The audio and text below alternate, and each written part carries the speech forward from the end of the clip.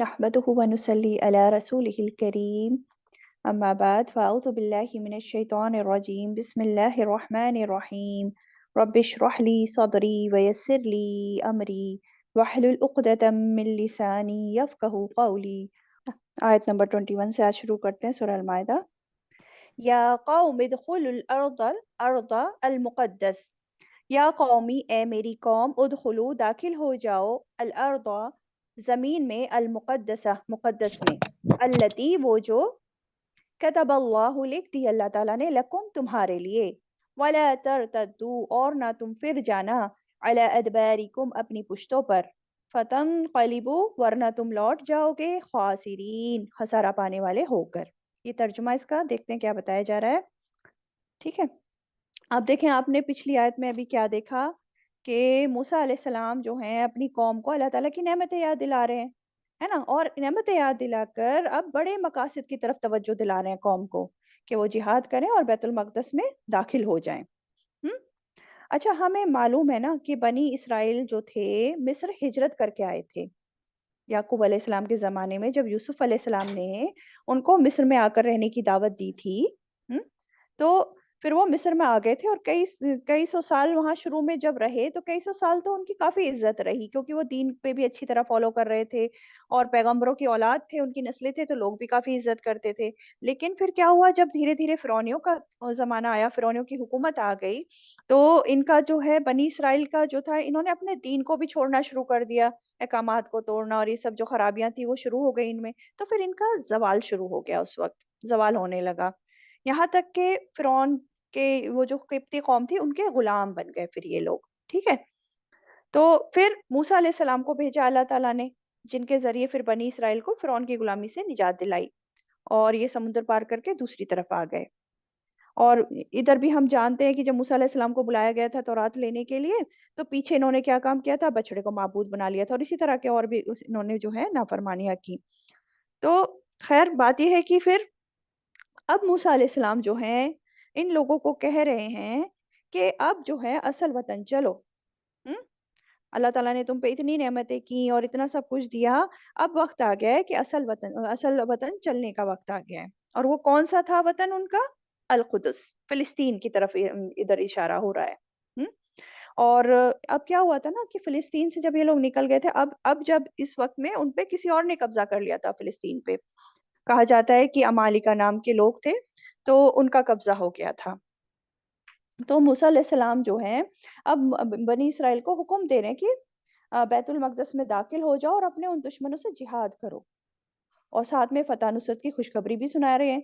लेकिन देखें इन लोगों ने जिहाद से मुंह फेर लिया और अपने पैगंबर की मुखालफत की, नाफरमानी की, और इसीलिए सजा के तौर पर उनको ये जो रेगिस्तान था, रेगिस्तान तीह, उसमें ये लोग 40 साल तक भटकते फिरे। इनको कुछ सुझाव ही नहीं देता था कि अपनी मंजिल मकसूद तक कैसे पहुंचे, और ये सजा इनको दुनिया में ही मिल गई, इनकी अल्लाह ताला की जो इन्होंने हुक्म अदूली की थी उसकी। तो खैर इन जो आयतें हम पढ़ रहे हैं इसमें इन्हीं बातों का जिक्र है। क्या फरमाया जा रहा है? फरमाया कि मूसा अलैहिस्सलाम कह रहे हैं अपनी कौम से, ए मेरी कौम दाखिल हो जाओ अर्दे मुकद्दस में। हम्म। पाक सरजमीन में दाखिल हो जाओ, जो कि अल्लाह ताला ने तुम्हारे लिए लिख दी है। अच्छा, ये पाक सरजमीन मैंने बताया कि फिलिस्तीन है ना, अर्द मुकद्दस। और अर्द मुकद्दस जो है, ये फिलिस्तीन जो है, अल्लाह ताला ने इस इलाके में मतलब पहले से ही बहुत बरकत अता करी है। जैसे कि आप सूरा बनी इसराइल में आयत नंबर 1 में पढ़ते हैं, उसमें क्या आता है? उसमें पहली ही आयत में आता है कि सुब्हानल्लज़ी असरा बिअब्दिही लैलम मिनल मस्जिदिल हरामी इलल मस्जिदिल अक़सल्लज़ी बारकना हौलहू, अल्लज़ी बारकना हौलहू, यानी कि जिसके आसपास को हमने बरकत अता की थी। फिलिस्तीन की ज़मीन, इसको अल्लाह ताला ने हमेशा से बाबरकत रखा है। ठीक है? तो इसी की तरफ यहाँ इशारा हो रहा है कि इस ज़मीन में तुम दाखिल हो जाओ। अल्लती कतबल्लाहु लकुम, वो जो लिख दी अल्लाह ताला ने तुम्हारे लिए। अब ये लिखने से क्या बात समझ में आ रही है? इससे ये पता चल रहा है कि तुम जिहाद करो और इसमें दाखिल हो जाओ। अल्लाह ने ये ज़मीन तुम्हारे लिए लिख दी है, बशर्ते कि तुम जिहाद करो और इस शहर को फ़तह कर लो। हुँ? अल्लाह की तरफ से मुक़द्दर कर दी गई है ये ज़मीन, कौनी तक़दीर में है। लेकिन ये कब होगा? असल में जिहाद के बाद होगा। कतब अल्लाहु लकुम, तो तुम्हारे कतब, ये जो है ना बात आ रही है, कतब अल्लाहु लकुम, तुम्हारे लिए लिखी है। तो हम इसी बात को देखते हैं कि यहूदी जो हैं आज भी इसी बात का दावा करते हैं कि फिलिस्तीन हमारा है, क्योंकि अल्लाह ने ये हमारे लिए लिख दिया है। लेकिन असल में आप देखें ना, लकुम से क्या मुराद है? लकुम से वो लोग मुराद हैं जो मूसा अलैहिस्सलाम के सच्चे पैरोकार हैं। हम्म उस वक्त मूसा अलैहिस्सलाम के जो सच्चे पैरोकार थे, उस वक्त के वो मुसलमान थे, है ना, मुसलमान थे ना वो। तो जो मुसलमान इसलिए क्योंकि हर दौर से मुसलमान ही रहे, अल्लाह ताला ने नाम मुसलमान ही रखा है, मुसलमान ही रहे, तो इन्होंने अपना जो है चेंज कर लिया। तो वो पैरोकार जो मूसा अलैहिस्सलाम की लाई शरीयत पर चलने वाले थे, उस दीन को आगे पहुंचाने वाले थे, उनके लिए लिखी गई थी ना। लेकिन आज के यहूदियों को हम जानते हैं ना, वो कितना मूसा अलैहिस्सलाम की शरीयत को जो है उस पर चलते हैं, किस तरह इन्होंने तौरात को बिगाड़ डाला, बदल दिया, और जो तालीमात दी थी उनको फॉलो ही नहीं किया। मूसा अलैहिस्सलाम की तालीमात तो खालिस तौहीद पर मबनी थी ना। उनकी तो यही तालीम थी कि खालिस एक अल्लाह ताला की इबादत करो और अल्लाह के हुक्मों की इताअत करो। लेकिन इन्होंने तो नहीं किया ऐसे, आज के जो यहूदी हैं। हम्म अल्लाह ताला ने तो ये कहा था कि जो नबी आएगा उस पर ईमान लाना है, उसकी बात माननी है, उसकी मदद करनी है। कुछ नहीं किया इन लोगों ने। तो ये हकदार नहीं है उस जमीन के, बल्कि उस जमीन के असल वारिस कौन है? मूसा अलैहिस्सलाम के जो सही पैरोकार हैं, जो सच्चे मुसलमान हैं, वो हैं हकदार। और आप सल्लम ने भी फरमाया था ना, आप सल्लम ने कहा था, नहनु अहक्कु बिमूसा मिनकुम। मतलब जब आप सल्लम मदीना तशरीफ लाए थे और यहूदियों को देखा कि अशुरा का रोजा रख रहे हैं वो, तो पूछा ये किस चीज का रोजा रखते हैं? तो बताया गया कि इस दिन अल्लाह ताला ने मूसा अलैहिस्सलाम को और उनकी कौम को फिरौन से निजात दी थी। तो उन्होंने जो है अल्लाह ताला का शुक्र अदा करते हुए रोजा रखा था, तो हम भी रख रहे हैं इसलिए। तो ये यहूद रखते थे मदीना के रोजा उस दिन। तो आप सल्लम ने फरमाया, नहनु औला बिमूसा मिनकुम, कि हम तुम्हारी निस्बत मूसा अलैहिस्सलाम से ज्यादा करीबी हैं, ज्यादा हकदार हैं।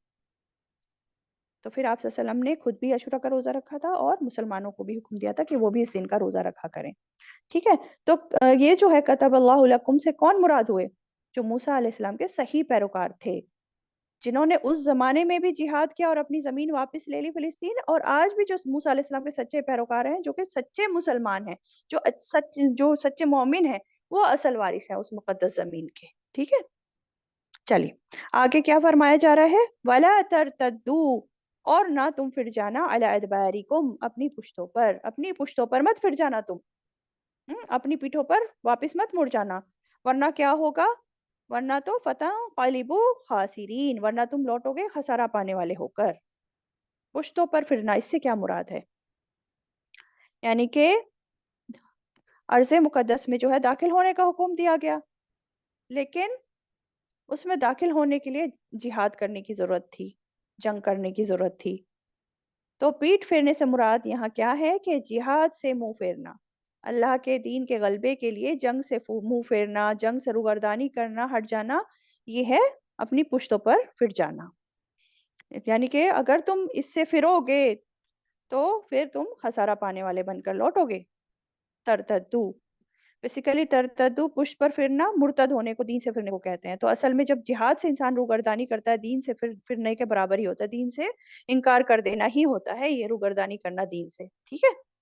और वैसे भी आप जानते हैं ना, मैदान जंग से पीठ फेर कर भागना कबीरा गुनाह होता है। अत्तवल्ली यौमा जहदी मिनल कबाइर, अत्तवल्ली यौमा जहबी, जहबी है मिनल कबाइर, के जंग के दिन भागना कबीरा गुनाहों में से है। तो अगर तुम अपनी पीठों पर फिरोगे, जंग के लिए नहीं जाओगे, तो फिर कैसे फिरोगे? खसारा पाने वाले बनकर। खसारा तुम्हें दुनिया में भी होगा और आखिरत का भी होगा। अब दुनिया का खसारा कैसे होगा? देखें, फिलिस्तीन में जाने को कहा जा रहा है, और वो पाक सरजमीन जो इसमें हमेशा से अल्लाह ताला ने बरकत रखी है, जो नबियों की जमीन है, एक के बाद एक नबी पैगंबर वहां आते रहे। और वैसे भी अल्लाह ताला ने उस जमीन को इतना बाबरकत बनाया है कि उसकी जो वहां पे चश्मे, फलों और उसकी भरमार होती है, उसकी आबो हवा जो है वो भी बेहतरीन से बेहतरीन है। तो ये जब इनकार कर रहे हैं तो उस सब बरकतों से ये महरूम रह जाएंगे ना, फक्र फाका जिल्लत रुसवाई में ही रहेंगे ना, और दुश्मन का गलबा भी रहेगा। तो ये तो दुनिया के नुकसान हो गए। हम्म और अल्लाह ताला का हुक्म ना मानकर आखिरत का अजाब और नुकसान तो है ही वो बड़ा नुकसान। تو इसीलिए फरमाया जा रहा है यहाँ पे, और ना तुम फिरना अपनी पुश्तों पर, वरना तुम लौट जाओगे खसारा पाने वाले होकर। आयत 22। क़ालू, उन्होंने कहा, या मूसा, ए मूसा, इन्न फीहा, बेशक उसमें, कौमन जब्बारीन, एक कौम है बड़े जबरदस्त लोगों की, व इन्ना, और बेशक हम, लन नदखुलहा, हरगिज ना हम दाखिल होंगे उसमें, हत्ता, यहाँ तक के, यखरुजू, वो निकल जाए, मिनहा, उससे, फ़इन यखरुजू, फिर अगर वो निकल जाए, मिनहा, उससे, फ़इन्ना, तो बेशक हम, दाखिलून, दाखिल होने वाले हैं। अब क्या बताया जा रहा है? अब ये जो है बनी इसराइल, ये मूसा को क्या जवाब दे रहे हैं? ये मूसा अलैहिस्सलाम को जवाब दे रहे हैं कि ए मूसा, उस इलाके में तो बहुत ही जब्बार लोग रहते हैं, जबरदस्त लोग रहते हैं। जब्बारीन, बहुत जबरदस्त ताकतवर लोग रहते हैं। अभी जैसे पीछे बताया ना कि वहां पे अमालका नाम के लोग रहते थे, और ये लोग जो थे बहुत ही ताकतवर, बहादुर, लंबे चौड़े लोग थे। हम्म तो ये लोग कह रहे हैं हम तो उसमें हरगिज दाखिल नहीं होंगे, यहाँ तक कि वो सब वहां से निकल जाएं। और अगर वो निकल जाते हैं वहां से तो बेशक हम दाखिल हो जाएंगे, मगर हम मुकाबला नहीं करेंगे उनसे, जंग नहीं करेंगे उनसे, यानी कि पकी पकाई खीर मिल जाए तो खा लेंगे, चले जाएंगे। अब देखें, ये जो कौम थी बनी इसराइल, अब ये जो ये बातें कर रहे हैं, ये बेसिकली असरात थे उनके गुलामी के, जो ये लोग इतने साल फिरौन की गुलामी में रहे थे। तो इन लोगों के ना तो सिर्फ जिस्म गुलाम नहीं हुए थे, बल्कि इनकी सोच और फिक्र भी गुलाम हो गई थी। इनके जो गुलामी थी, ये दिलो दिमाग पर छा गई थी। और ये जो है गुलामी की जिंदगियों से निकल जाने के बाद भी, अभी अल्लाह ताला की बड़ी बड़ी निशानियां और कुदरतें देखने के बावजूद भी इनके अंदर हिम्मत ही नहीं आई। हालांकि अल्लाह ताला ने वादा किया था कि तुम शहर में दाखिल हो जाओगे तो गालिब आ ही जाओगे, ये सरजमीन तुम्हारे लिए लिख दी गई है। हम्म और अल्लाह का रसूल मूसा अलैहिस्सलाम उनको ये वादे सुना रहा था, और उनको जो है इस काम में साथ में क़यादत भी कर रहे थे मूसा अलैहिस्सलाम। फिर भी जो है मूसा अलैहिस्सलाम की खौफ बुज़दिल की बुज़दिल रही, उनके दिल पर जो है रोब छाया हुआ था। अभी भी गुलामी थे वो लोग, और जहन भी उनके गुलामी थे। और साथ में देखें ना, कितनी नासमझी की बात कर रहे हैं, बेवकूफी की बात कर रहे हैं, कैसा मुतालबा कर रहे हैं कि वो लोग खुद निकल जाएंगे तो हम जो है चले जाएंगे वहां पे। कोई जो है अपना इतना जबरदस्त, लोग एक बस्ती में रह रहे हैं, सब कुछ उनका है वहां पे, वो क्यों निकलेंगे भला खुद पे खुद, है ना? तो ऐसी बेवकूफी की बात कर रहे हैं। तो क्या पता चला यहाँ पे इस आयत से कि जो जवाल याफ्ता कौम होती है ना, इसी तरह की होती है। कुछ करना वरना नहीं चाहती, बुजदिल की बुजदिल रहती हैं। हम्म तो बेसिकली कुछ करना है, कुछ पाना है, कोई बड़े मकसद तक पहुंचना है, उस तो फिर क्या करना होगा? हाथ पे हाथ रख के बैठने से नहीं मिलेगा वो, कुछ करना पड़ेगा। बिना मेहनत करे, बिना आगे बढ़े, बिना बहादुर दिखाए कुछ नहीं हो सकता। ठीक है, नेक्स्ट आयत देखते हैं, आयत 23। क़ाल रजुलानी मिनल लज़ीना यख़ाफ़ून, कहा दो आदमियों ने, मिनल लज़ीना यख़ाफ़ून, उसमें से जो डरते थे, अनअमल्लाह, इनाम किया था अल्लाह ने, अलैहिमा, उन दोनों पर, उदखुलू अलैहिमुल बाबा, दाखिल हो जाओ उन पर दरवाजे से, फ़इज़ा दखलतुमूहु, फिर जब तुम दाखिल हो जाओगे उसमें, फ़इन्नकुम, तो बेशक तुम, गालिबून, गालिब आने वाले हो, व अलल्लाहि, और अल्लाह ही पर, फतवक्कलू, बस चाहिए कि तवक्कल करो, इन कुंतुम, अगर हो तुम, मुमिनीन, ईमान लाने वाले। हम्म अब जब मूसा अलैहिस्सलाम की कौम ने मूसा अलैहिस्सलाम की मुखालफत की, बात नहीं मानी, तो उनमें से दो आदमी थे उस कौम के, और वो उठे और उन्होंने जो है समझाने की कोशिश की इन लोगों को। अब कहा जाता है ये जो दो आदमी थे, बेसिकली इनका नाम आता है हजरत इब्न, मतलब हजरत इब्ने अब्बास और मुजाहिद और इकरमा वगैरह की का तो यही कॉल है कि इनका नाम जो है यूशे बिन नून और किलाब बिन युफन्ना था। लेकिन देखें, ये इनके नाम जो है ना तो हमें किसी सही हदीस में इनका जिक्र आता है, और ना ही कुरान मजीद से मालूम पड़ता है कि इनके एग्जैक्ट नाम क्या थे। बस कुछ इसराइली रिवायात हैं उनसे, या उलमा के जो कुछ इज्तिहाद हैं उनसे पता चलता है कि कौन थे कौन नहीं। लेकिन इस तरह के मामलात में हमारा मौक़िफ़ क्या रहना चाहिए? कि हमारा मौक़िफ़ ये होना चाहिए कि जिसकी कुरान और हदीस में वज़ाहत नहीं की गई, और जिसका दीन के मसाइल से कोई ताल्लुक नहीं है, یعنی کہ ان آدمیوں کے نام جان لینے سے کوئی ایکسٹرا فائدہ نہیں ہو رہا ہے دین کے لحاظ سے یا نیکی کے لحاظ سے، اور نہ ہی کوئی نقصان ہو رہا ہے ان کو نہ جاننے سے، تو پھر ہمیں اس طرح کی بحثوں میں زیادہ نہیں پڑھنا چاہیے، ان کی تفصیلات میں جانے کی کوئی ضرورت نہیں ہے، کیونکہ اس طرح کی تفصیلات میں جانا، بحثوں میں پڑھنا، یہ کوئی علم کا انداز نہیں ہے۔ ضرورت ہوتی تو آپ صلی اللہ علیہ وسلم بتا دیتے، اللہ تعالیٰ خود بتا دیتے، آپ صلی اللہ علیہ وسلم بتا دیتے، ہے نا؟ تو امپورٹنٹ بات کیا ہے کہ نام نام میں کچھ نہیں رکھا، بات ہے کہ ان کی صفات، ان کی کیریکٹرسٹکس، ان کی خاصیت کیا تھی، وہ اس پہ غور کرنے کی ضرورت ہے اور اس سے سبق لینے کی ضرورت ہے۔ تو خاصیت کیا تھی اس پہ غور کریں۔ فرمایا جا رہا ہے قال رجلان من الذین یخافون، کہا دو آدمیوں نے اس میں سے جو ڈرتے تھے، یخافون ڈرنے والے لوگ تھے، اللہ کا خوف، اللہ کا تقوی، سمجھ آئی بات؟ تو ان دونوں شخصوں نے کہا، اور وہ دونوں اللہ سے ڈرنے والے تھے، اور کیا تھی خاصیت؟ انعم اللہ، انعام کیا تھا اللہ نے علیہما، ان دونوں پر، انعم اللہ علیہما، ان دونوں پر اللہ تعالیٰ نے انعام کیا تھا۔ اور کیا سب سے بڑا انعام کیا ہوتا ہے کسی انسان پر؟ سب سے بڑا انعام یہی ہوتا ہے کہ انسان کے اندر اللہ تعالیٰ کا ڈر، خوف آ جائے، اور اس کی وجہ سے پھر نیکی اطاعت میں وہ آگے بڑھ جائے اور خود کو گناہوں سے بچا لے۔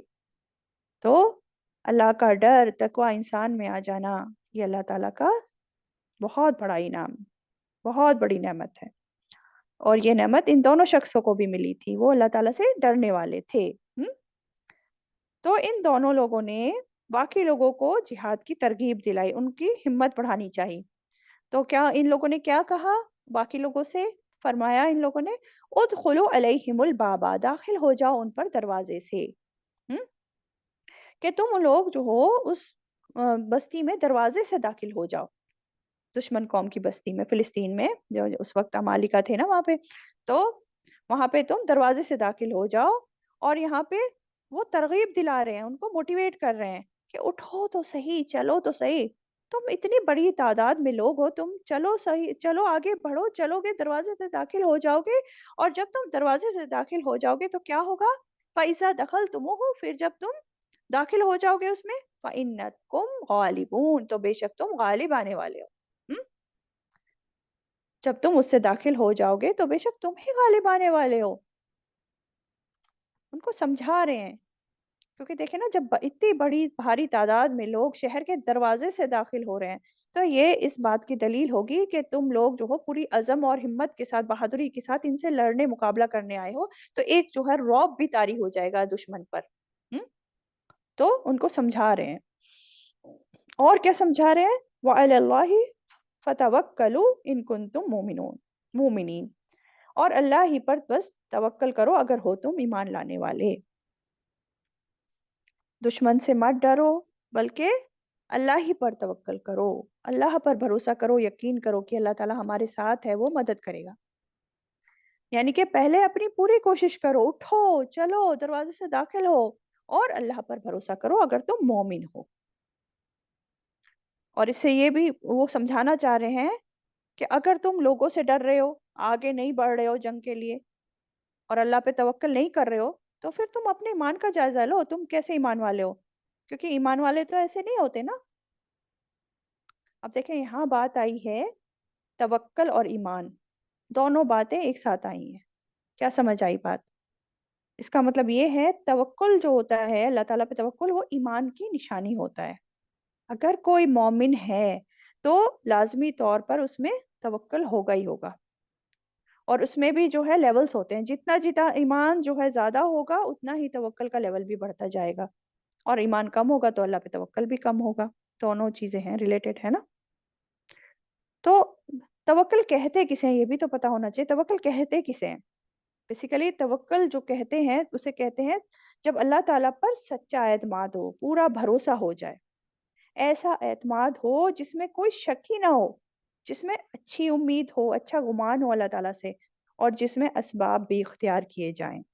اسباب اختیار کرنا توکل کا حصہ ہوتا ہے، ٹھیک ہے؟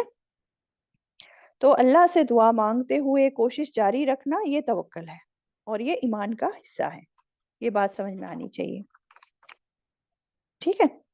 تو بیسیکلی اس آیت سے ہمیں ابھی کیا کیا چیزیں پتا چلی؟ دیکھیں یہ دو شخص ہیں جو کہ اتنی بڑی قوم کو موٹیویٹ کر رہے ہیں، ان کو رغبت دلا رہے ہیں، ہے نا؟ پوری قوم جو ہے ہمت ہار گئی ہے۔ تو اس بات سے ہمیں کیا سمجھ میں آ رہا ہے کہ لوگوں کو جنرلائز نہیں کرنا چاہیے، برے لوگوں کے بیچ اچھے لوگ بھی ہمیشہ ہوتے ہیں۔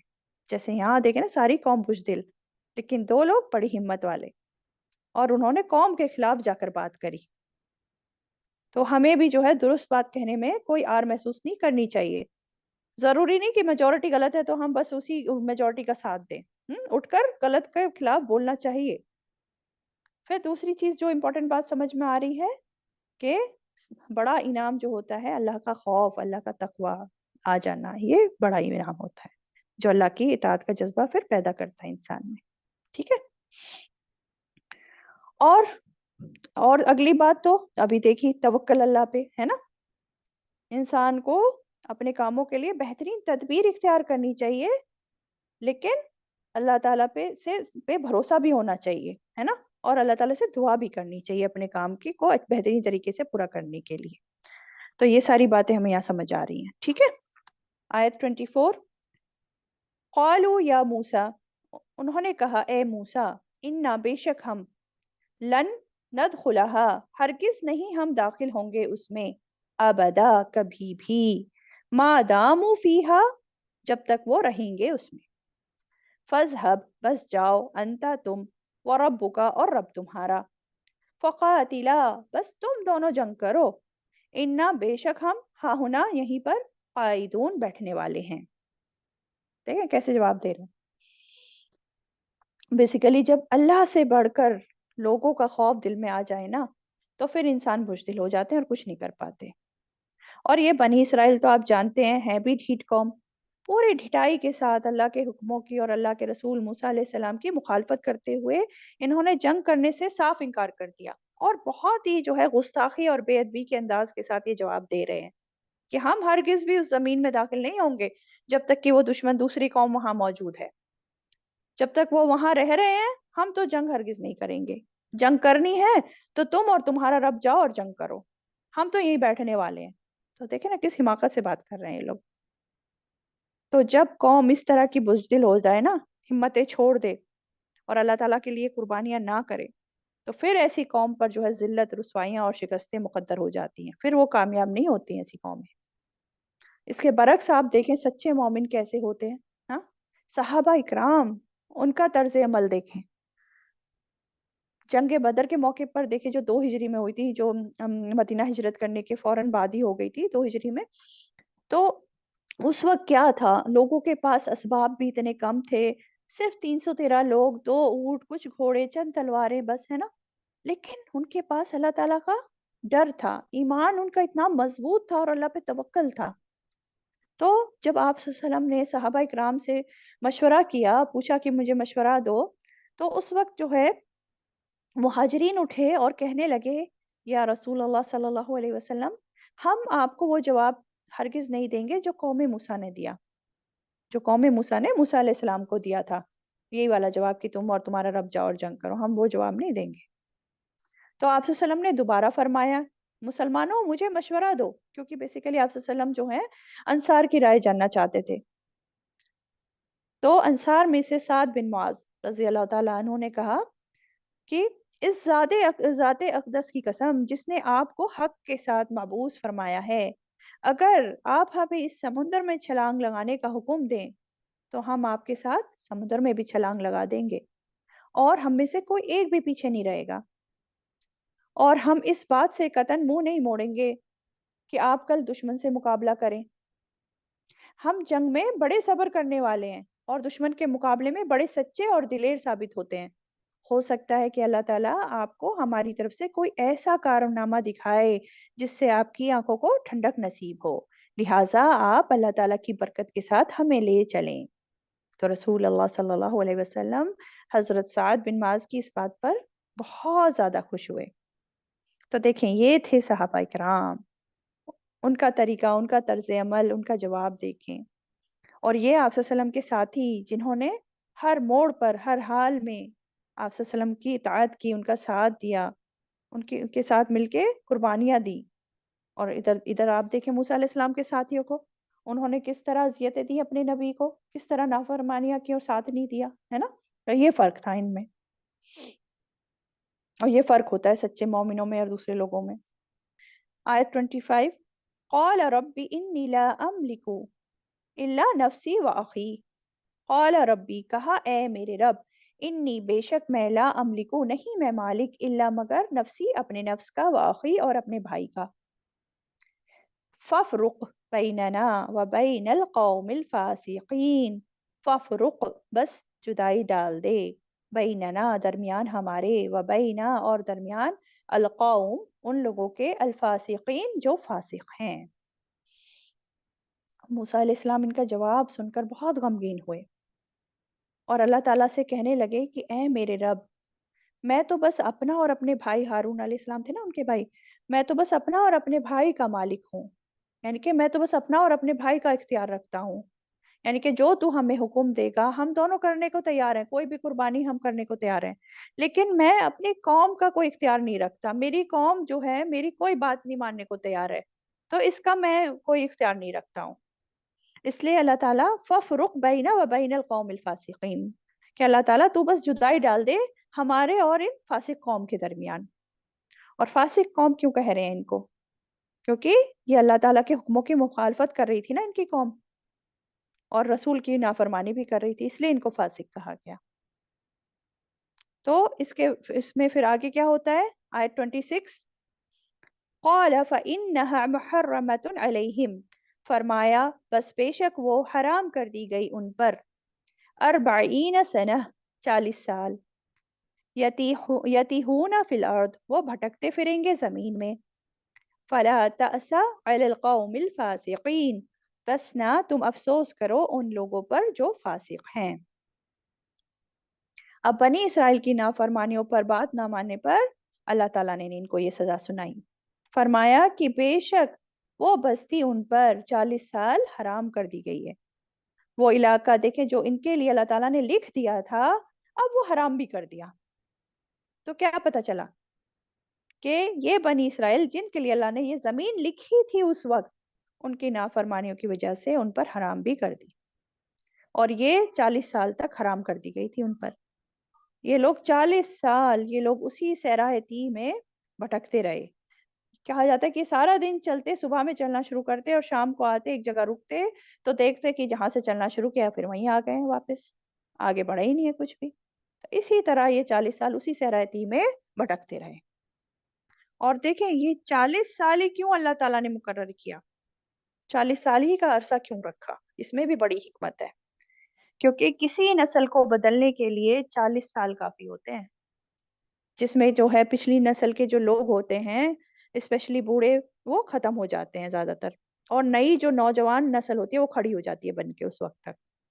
تو یہاں بھی 40 سال کا عرصہ رکھا گیا تاکہ وہ قوم جو غلامیوں میں پلی بڑھی تھی، جن کے ابھی دل دماغ ابھی بھی جو ہے ان پر ابھی غلامیاں چھائی ہوئی تھی، جن میں کوئی عزم و ہمت تھی نہیں کہ کوئی بڑا کام کر پائیں، اور ان سے کوئی امید نہیں تھی اب، تو اب ضروری تھا کہ نسل ختم ہو جائے اور ان کے بعد دوسری نسل آئے، اور وہ جو دوسری نسل تھی وہ صحرا میں پل بڑھ کر وہ کافی مضبوط ہے نا۔ صحرا میں پلنے والے لوگ کیسے ہوں گے نا، ساری مشکلیں اٹھا رہے ہیں، ایک دم صحرا ڈیزرٹ میں جو ہے پل بڑھ رہے ہیں، تو وہاں پہ پل بڑھ کر وہ مضبوط لوگ ان کے بدلے وہاں آ جائیں اب، جنہوں نے کسی کی غلامی نہیں کی، جو ہمت والے لوگ تھے، ہے نا۔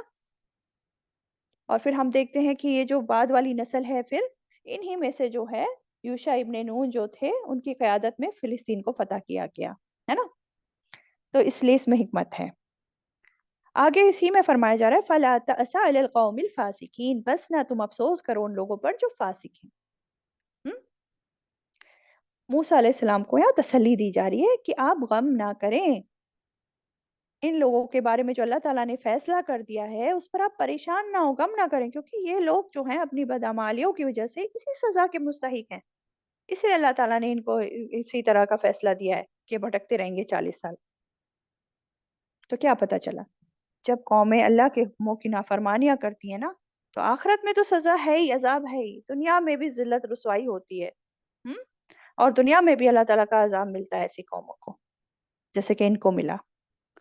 آیت 27، وَاتْلُ عَلَيْهِمْ نَبَأَ ابْنَيْ آدَمَ، اور پڑھیے ان پر خبر دو بیٹوں کی آدم کے علیہ السلام، بالحق کی ساتھ حق کے، اذ قربا قربانا جب ان دونوں نے قربانی کی، قربانی کرنا، فتقبلا تو وہ قبول کر لی گئی، من احدہما ان دونوں میں سے ایک سے، ولم یتقبل اور نہ وہ قبول کی گئی، من الآخر دوسری سے، قال کہا، لأقتلنک البتہ میں ضرور قتل کر دوں گا تجھے، قال کہا، انما بے شک یتقبل قبول کرتا ہے اللہ اللہ من المتقین متقی لوگوں سے۔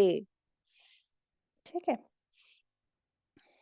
اب دیکھیں یہاں پہ آپ صلی اللہ علیہ وسلم کو حکم دیا جا رہا ہے کہ آپ آدم علیہ السلام کے دو بیٹوں کی خبر انہیں پڑھ سنائیے، وَاتْلُ عَلَيْهِمْ اور پڑھیے ان پر، اور ان پر سے کیا مراد ہے، کس کی طرف اشارہ ہے، خاص طور پر بنی اسرائیل، کہ بنی اسرائیل کو پڑھ کر سنائیے اور عموماً تمام انسانوں کو، ٹھیک ہے، کہ ان سب کو پڑھ کر سنائیے، نبا خبر، نبا کہتے ہیں خاص اہم خبر کو، ٹھیک ہے، اور وَاتْلُ عَلَيْهِمْ نَبَأَ ابْنَيْ آدَمَ بِالْحَقِّ حق کے ساتھ، بالحق یعنی کہ یہ جو ہے واقعہ بالکل سچ ہے، بالحق اس واقعے میں کوئی شک نہیں ہے، کوئی جھوٹ نہیں ہے، کوئی تبدیلی نہیں ہے، جیسا ہے ویسے ہے، بالکل سچ ہے، ٹھیک ہے۔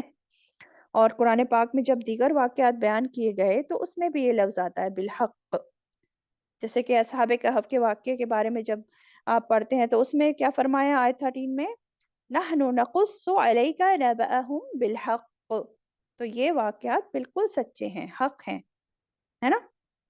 لیکن ہم دیکھتے ہیں نا عموماً جو انٹرٹینمنٹ کے لیے لوگ کس سے کہانیاں سناتے ہیں، تو وہ تو پرواہ نہیں کرتے سچ جھوٹ کی، ایک سچ اور 100 جھوٹ ملا کر لوگوں کو سناتے ہیں افسانے بنا بنا کر، اور لوگ دیکھیں وہ بھی مزے سے ان جھوٹوں کو سنتے ہیں اور دیکھتے ہیں آج کل، ہے نا، اور پھر سوچتے ہیں کہ شاید ہمیں یہ جو دیکھ رہے ہیں یہ ڈرامے یا جو بھی، ان سے ہمیں کوئی شاید اچھا سبق ہی مل جائے، تو اچھا سبق تو خیر ملتا نہیں ہے، ذہن اور زیادہ خراب ہو جاتے ہیں۔ لیکن قرآن پاک میں جو یہ قصے ہیں، یہ واقعات ہیں، یہ انٹرٹینمنٹ کے لیے نہیں ہے، یہ واقعات بالکل سچ ہیں، بالکل حق ہیں، اور کس لیے بیان کیے گئے ہیں، تاکہ ان سے ہم نصیحت پکڑیں، سبق لیں، عبرت حاصل کریں، اس لیے، ٹھیک۔ اب پچھلی کچھ آیت میں بنی اسرائیل کی کچھ واقعات کا ذکر تھا، اور جس میں ان لوگوں کے جو ہے رویوں کے بارے میں ہم نے جانا کہ وہ اپنے پیغمبروں کے ساتھ کیسا سلوک کرتے تھے، کس طرح سرکشی، حسد، ظلم ان کے رویوں میں تھی، ہے نا۔ اب اس کے بعد ہم آدم علیہ السلام کے دو بیٹوں کا واقعہ جو ہے دیکھیں گے، اور یہاں سنانے کو کہا جا رہا ہے، اور کس کو سنانے کو کہا جا رہا ہے، خصوصاً بنی اسرائیل کو، اور عموماً ہم سب کو، سارے انسانوں کو، اور یہ بات سمجھائی جا رہی ہے کہ سرکشی، حسد، بغاوت اور ظلم کا انجام کتنا خوفناک ہوتا ہے، دنیا میں بھی اور آخرت میں بھی۔ تو سمجھ میں آیا تعلق ان والی آیتوں کا پچھلی آیتوں سے کیا ہے، اور اس آیت میں بھی ہمارے لیے بہت سارے سبق ہیں جو آیتیں آ رہی ہیں ان میں، تو دیکھتے ہیں کیا قصہ ہے، کیا بیان کیا جا رہا ہے۔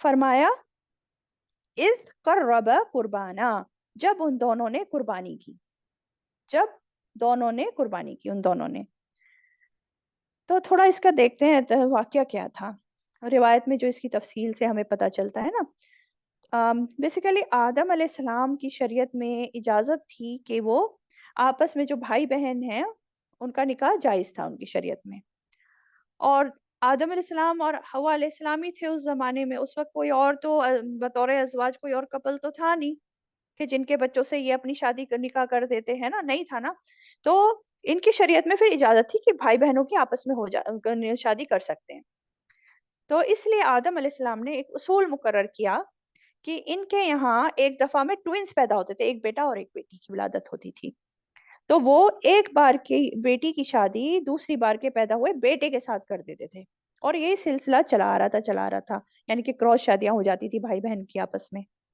اب کیا ہوا کہ دو بھائی تھے، حابیل اور قابیل کہا جاتا ہے، تو حابیل کے ساتھ جس بہن کی پیدائش ہوئی وہ تو زیادہ خوبصورت نہیں تھی، اور قابیل کے ساتھ جو پیدا ہونے والی بہن تھی بہت خوبصورت تھی، تو قابیل نے کیا کیا، وہ چاہتا تھا کہ وہ اپنی ہی ساتھ پیدا ہونے والی بہن سے شادی کر لے، ہیں، لیکن اس کی تو اجازت نہیں تھی، اور آدم علیہ السلام نے بھی اس کی اجازت نہیں دی، لیکن جب بیٹے کا بہت اصرار دیکھا تو آدم علیہ السلام نے ایک شرط رکھی، انہوں نے کیا شرط رکھی کہ تم دونوں بھائی ایک ایک قربانی کرو، اور جس کی قربانی قبول ہو جائے گی تو اسی کی مرضی کے مطابق پھر اس کی شادی کر دی جائے گی۔ اب ان لوگوں نے قربانی کری، جیسے کہ یہاں آ رہا ہے نا، اس قربا قربانا، دونوں نے قربانی کری ایک ایک۔ حابیل نے بکری کی قربانی کری اور قابیل نے اپنے کھیت میں سے کچھ فصل وغیرہ کی قربانی کری۔ اب اس دور میں قربانی کی قبولیت کا فوراً ہی پتہ چل جاتا تھا۔ جس کی قبول ہوتی تھی نا تو اس کو آسمان سے ایک آگ آتی تھی اور کھا جاتی تھی۔ تو حابیل کی جو قربانی تھی، حابیل کی قربانی کو تو آگ نے آ کر کھا لیا اور قابل کی قربانی کو نہیں کھایا، یعنی کہ حابیل کی قربانی تو قبول ہو گئی اور قابل کی قربانی قبول نہیں ہوئی۔ ہم؟ تو یہی بات اس آیت میں بتائی جا رہی ہے کہ جب ان دونوں نے قربانی کی تو وہ ان دونوں میں سے ایک سے قبول کر لی گئی۔ فَتُقُبِّلَ مِنْ أَحَدِهِمَا، تو وہ قبول کر لی گئی ان دونوں میں سے ایک سے۔ وَلَمْ يُتَقَبَّلْ مِنَ الْآخَرِ، اور نہ وہ قبول کی گئی دوسرے سے۔ دوسرے سے قبول نہیں ہوئی۔ قبول کرنے والا کون ہے؟ اللہ تعالیٰ۔ تو اللہ تعالیٰ نے قابل کی قربانی کو قبول نہیں کیا، اور جب اس کی قربانی قبول نہیں ہوئی تو اس کے دل میں جو حسد تھا نا وہ اور بھی بڑھ گیا۔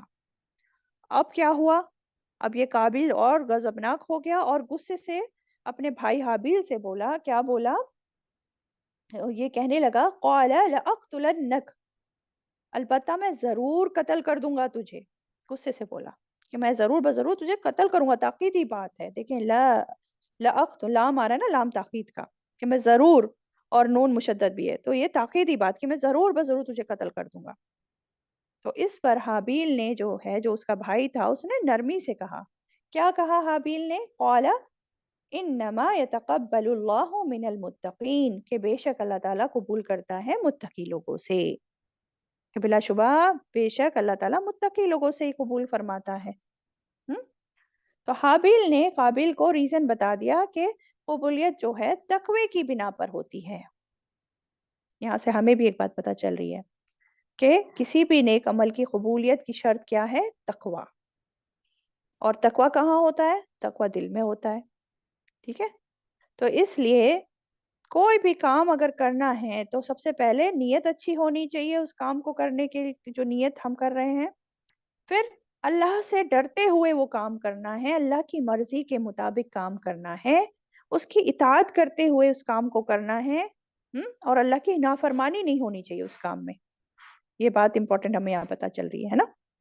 اور جو قبولیت ہوتی ہے کسی صدقے کی، کسی مال کی، وہ بھی کیوں ہوتی ہے؟ اس کی بھی کیا کیا شرطیں ہیں؟ یا یہ کہہ لیں کہ قبول کیوں نہیں ہوتا؟ کون سا مال قبول نہیں ہوتا؟ جو اللہ کی خاطر نہ خرچ کیا ہو، دکھاوے کے لیے کیا ہو، شہرت پانے کے لیے کیا ہو، یا لوگوں کی نظر میں جو ہے سخی کھیلانے کے لیے کیا ہو، وہ نہیں قبول ہونے والا۔ یا پھر وہ بھی جو حرام کی کمائی میں سے خرچ کیا ہو، کسی سے چوری کر کے، کسی سے غصب کر کے، دھوکے سے کسی سے لے کے، وہ مال سے اگر آپ کریں گے، اللہ کی راہ میں دیں گے بھی، تو قبول نہیں ہے۔ تو اللہ تعالیٰ صرف پاک مال قبول کرتا ہے جو خالص نیت سے دیا گیا ہو۔ ٹھیک ہے؟ تو یہاں جو حابیل کہہ رہا ہے کہ بے شک اللہ تعالیٰ متقی لوگوں سے قبول کرتا ہے، تو یہ کوئی اس لیے نہیں کہہ رہا کہ وہ اپنی کوئی بڑائی جتانا چاہتا ہے کہ میں بہت بڑا ہوں اور میں بہت بڑا متقی ہوں، اس لیے نہیں، بلکہ وہ تو اپنی قربانی کے قبول ہونے کی وجہ اور حکمت بتا رہا ہے، اپنے بھائی کو سمجھانا چاہ رہا ہے کہ کیوں اور کب کیسے قبول ہوتی ہے قربانی۔ تو اس میں ہمارے لیے بھی، ہمیں بھی سبق لینا چاہیے کہ اگر ہم چاہتے ہیں کہ ہماری عبادتیں یا ہمارا کوئی عمل قبول ہو، تو سب سے پہلے ہمارے دل میں اللہ تعالیٰ کا ڈر ہونا چاہیے، تقویٰ ہونا چاہیے، اللہ کی محبت ہونی چاہیے، اور نیت خالص اللہ کے لیے ہونی چاہیے اس کام میں۔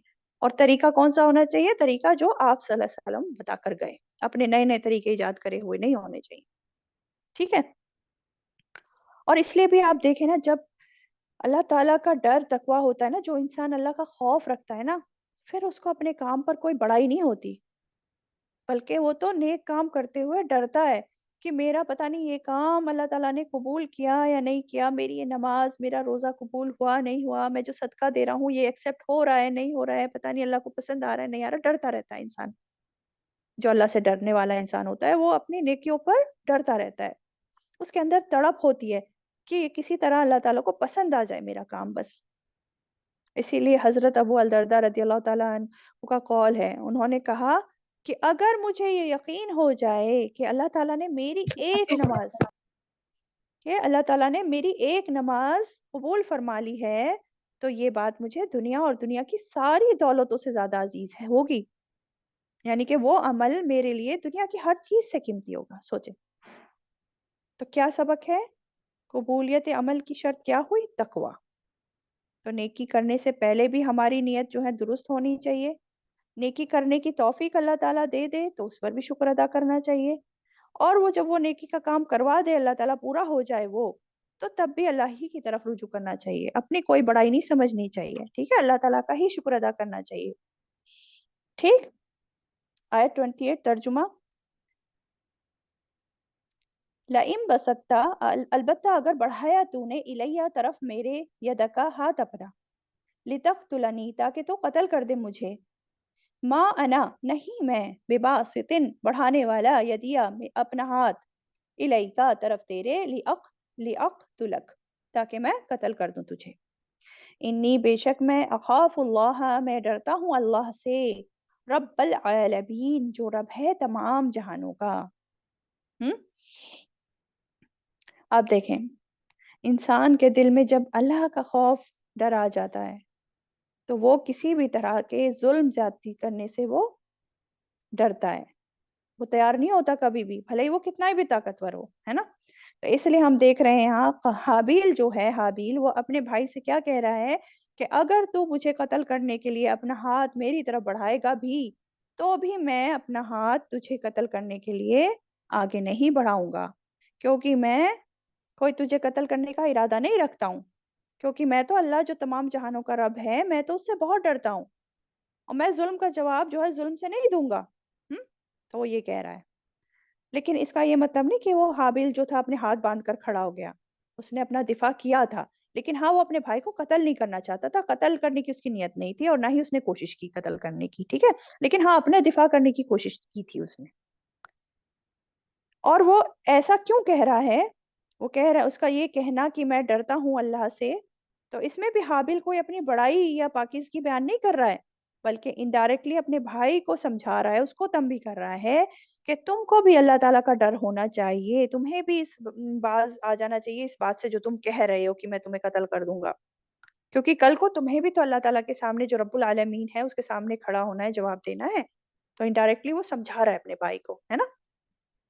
اور دیکھیں نا، قتل جو ہوتا ہے نا کبیرہ گناہ ہوتا ہے. آپ سورہ نساء میں پڑھ کے آ چکے ہیں. سورہ نساء میں آپ نے پڑھا تھا آیت 93 میں کہ جو کوئی، اس میں جو آپ آیت تھی اس کا یہی ترجمہ تھا کہ جو کوئی کسی مومن کو جان بوجھ کر قتل کرے گا تو اس کا بدلہ جہنم ہے، وہ ہمیشہ اس میں رہے گا، اور اللہ اس پر غضبناک ہوا اور اللہ کی لعنت ہوئی، اور اللہ نے اس کے لیے بہت بڑا عذاب تیار کر رکھا ہے. استغفر اللہ. سوچے کتنی بڑی بڑی سزائیں اس ایک جرم کی. اس لیے کوئی بھی مومن، کوئی بھی اللہ سے ڈرنے والا شخص کسی کو کبھی بھی قتل کرنے کی سوچ نہیں سکتا. وہ اس راستے سے بچ کر رہنے کی کوشش کرے گا ہر حال میں، فتنے فساد کی طرف جائے گا بھی نہیں، ہے نا. اور ہم دیکھتے ہیں حضرت عثمان رضی اللہ تعالیٰ عنہ، جب ان کو جو ہے باغیوں نے ان کے گھر کو گھیر لیا تھا، محصور کر لیا تھا، تو عثمان رضی اللہ تعالیٰ عنہ کی شہادت سے ایک دن پہلے حضرت ہریرہ رضی اللہ تعالیٰ عنہ ان کے پاس آئے تھے. تو انہوں نے عثمان رضی اللہ تعالیٰ عنہ سے کہا کہ میں آپ کی مدد کرنے کے لیے آیا ہوں، جو آپ حکم دیں میں اس کے لیے تیار ہوں. تو حضرت عثمان رضی اللہ تعالیٰ عنہ نے کہا کہ ابو ہریرہ تم واپس چلے جاؤ، میں تم سے راضی ہوں. میں یہ نہیں چاہتا کہ تمہارے ہاتھ سے کسی کا بھی قتل ہو، کیونکہ قتل بہت بڑا جرم ہے. ایسا نہ ہو کہ میرے دفاع میں تمہارا ہاتھ کسی مسلمان پر جا پڑے، کیونکہ وہ جنہوں نے گھیرا تھا وہ بھی مسلمان ہی تھے نا، لیکن باغی ہو گئے تھے وہ. تو اس لیے بہت سے صحابہ اکرام نے ان فتنوں کے دور میں خود کو روک کر رکھا، ایک طرف رہے وہ کہ کہیں ان کے ہاتھ سے کسی مسلمان کا قتل نہ ہو جائے. ٹھیک ہے. اور حدیث میں بھی آتا ہے، حدیث میں آتا ہے کہ جس کا مفہوم ہے کہ آپ صلی اللہ علیہ وسلم کا فرمان ہے، اگر جب دو مسلمان اپنی تلواروں کے ساتھ ایک دوسرے کا مقابلہ کرتے ہیں تو قاتل اور مقتول دونوں جہنم رسید ہوں گے. تو صحابی تھے، انہوں نے پوچھا اے اللہ کے رسول صلی اللہ علیہ وسلم، یہ تو قاتل ہے، یعنی کہ قاتل کا تو سمجھ میں آتا ہے کہ جہنم میں جائے گا، مگر مقتول کا کیا قصور کہ وہ جہنم میں جائے گا؟ تو فرمایا اس لیے کہ وہ بھی اپنے ساتھی کو قتل کرنے پر حریص تھا. اس کا کیا مطلب؟ یعنی کہ کوشش تو مقتول بھی کر رہا تھا کہ دوسرے کو قتل کر دے، وہ الگ بات ہے کہ قاتل کا جو ہے وار چل گیا اور اس مقتول کا نہیں چلا، اس لیے دونوں ہی جہنم میں جائیں گے، ٹھیک ہے؟ لیکن یہ معاملہ تب ہے جب کوئی دنیاوی جھگڑا ہو رہا ہو، جہاں تک دین کا معاملہ ہے، دین کی خاطر جنگ ہو رہی ہے، تو وہاں پر قتل کرنے والا مسلمان اس کے لیے تو بلند درجے ہیں، اور اگر قتل ہو جاتا ہے وہ جو مسلمان ہے تو وہ شہید ہے۔ اسی طرح ایک اور حدیث میں آتا ہے، آپ صلی اللہ علیہ وسلم فرماتے ہیں سباب المسلمی فسوق و قتالہ کفر، کہ مسلمان کو گالی دینا فسق ہے، غور سے سنیں، مسلمان کو گالی دینا فسق ہے اور اس کو قتل کرنا کفر ہے۔ اچھا، تو کیا یہ ہم جو حدیثیں ابھی پڑھی ہیں اور یہ حابیل قابیل کا جو قصہ ہم نے پڑھا ہے، تو کیا اس سے ہم یہ دلیلیں لے سکتے ہیں کہ کوئی کسی کو قتل کرنے آئے تو وہ اپنے ہاتھ باندھ کر بیٹھ جائے اور اپنے آپ کو اس کے حوالے کر دے اور قتل کروا لے؟ نہیں نا۔ اصل بات یہ ہے کہ اگر کوئی کسی پر حملہ کرنا آ رہا ہے، کوئی حملہ ور ہوتا ہے، تو اس سے خود کو بچانا اور حملہ ور کو روکنا یہ فرض ہے، فرض ہے۔ ایک بار ایک آدمی نے آپ صلی اللہ علیہ وسلم سے پوچھا کہ کوئی میرا مال لینا چاہتا ہے تو میں کیا کروں؟ تو آپ صلی اللہ علیہ وسلم فرماتے ہیں کہ اس کو مت دو۔ اس میں پوچھا کہ اگر وہ مجھ سے لڑے تو آپ صلی اللہ علیہ وسلم نے فرمایا کہ تم لڑو اس سے۔ پھر پوچھنے والے نے کہا کہ اگر وہ مجھے قتل کر دے تو آپ صلی اللہ علیہ وسلم نے فرمایا کہ اگر وہ تجھ کو قتل کر دیتا ہے تو تو شہید ہے، اور اگر تو اسے قتل کر دیتا ہے تو وہ جہنم میں ہے۔ تو کیا پتا چلا یہاں سے کہ انسان اپنے ہاتھ باندھ کر مرنے کے لیے کھڑا نہ ہو، اپنے کو بچانے کی پوری کوشش کرے، اپنے آپ کو بچانے کی ہے۔